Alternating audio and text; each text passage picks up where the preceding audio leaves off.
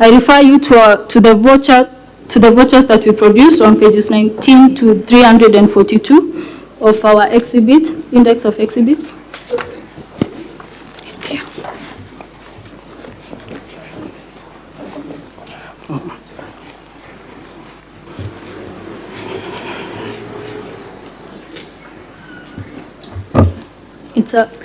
It's okay, you don't need to.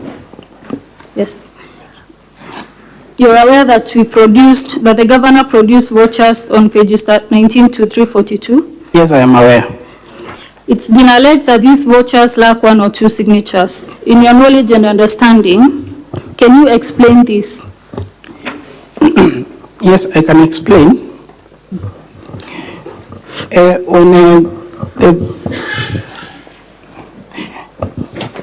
Thank you.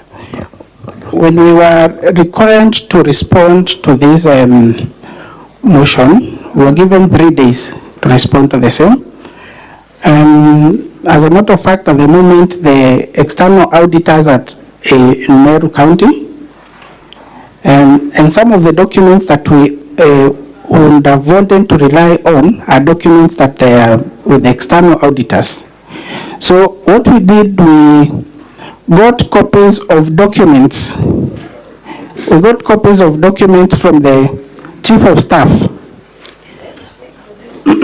And it appears that some of these copies of the documents that the Chief of Staff made, they are not copies that were made as a final, for instance, a final voucher that has been signed at the time of making the payment. These are copies of the vouchers that have been signed and forwarded. Thereafter, they have been forwarded to the Department of Finance so that they can effect payment.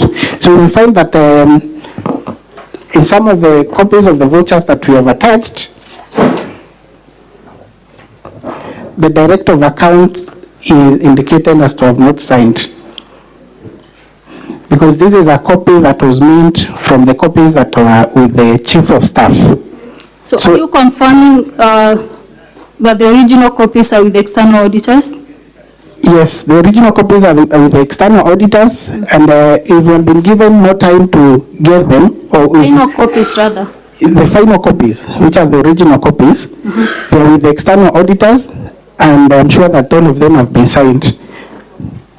So is it your testimony today that this impeachment motion is immature in that? It was, in my opinion, it was premature because we should have waited for, if at all, they wanted to insist on bringing a chance as against misappropriation and misuse of county resources, then it would have worked well or better for them to have a report of the external auditor who is carrying out their audit at the moment. And that is even further emphasized by a letter from the CEC Finance, which letter appears in the body of documents on page 30, I believe, page 30 of the body of document, that is volume 2.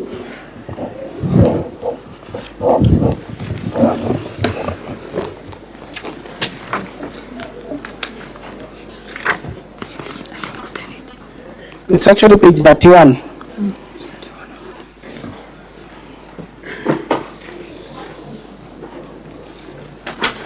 Where it gives an explanation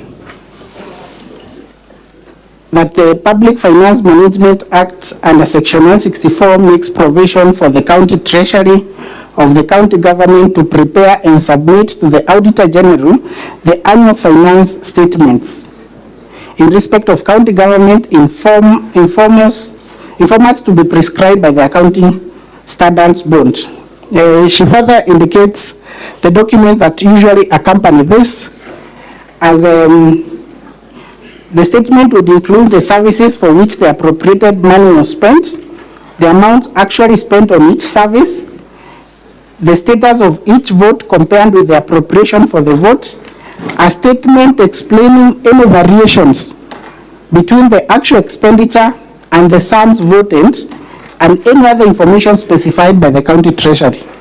So this is information that would have, all this would have helped to explain those entries in the IFNIS, and if at all there is any issue, it would have been flagged.